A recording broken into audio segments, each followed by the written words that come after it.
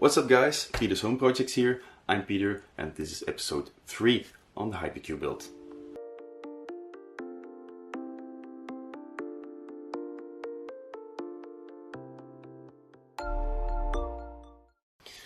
In my previous video I promised you guys that I would show you all the successes and all the failures that I got on this project. Well, there are no updates here, so this is a video about my failures. So since last video I assembled the other side on the y-axis, as I told you, and I was really eager to move on to the x-axis, but that didn't work out quite as I hoped to.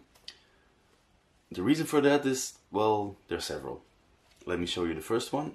This is the X-carriage.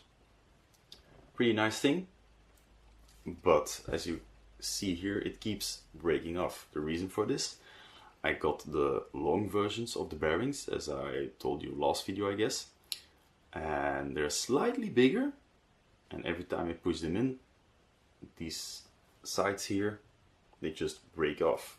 So this is an XI joiner. What's wrong with this part? Practically everything.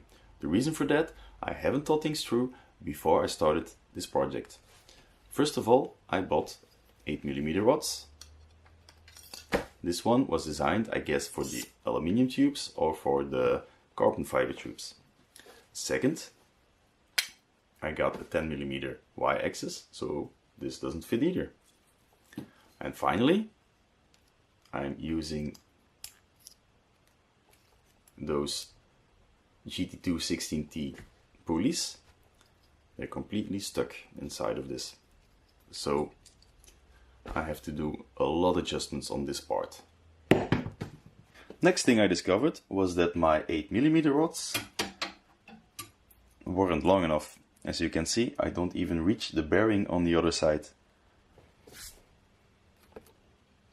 So I redesigned this part in Fusion 360. Now all the components fit inside, so it should work.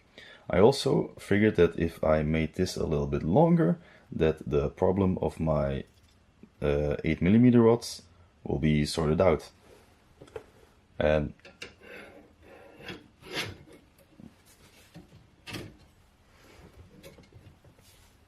it worked. At least that's what I thought. I really hoped that this fix that I found for the XI joiner worked out, but it didn't. Now my GT pulleys are completely misaligned, so back to the drawing table.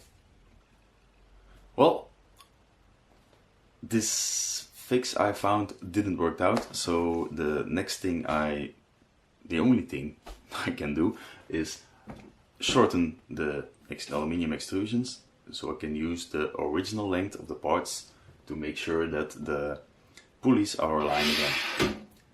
So for now, that's it. I'll be disassembling the whole frame again, and hopefully in my next video I can show you the assembly of the X-axis and the Z-axis. Thanks for watching. See you in my next video.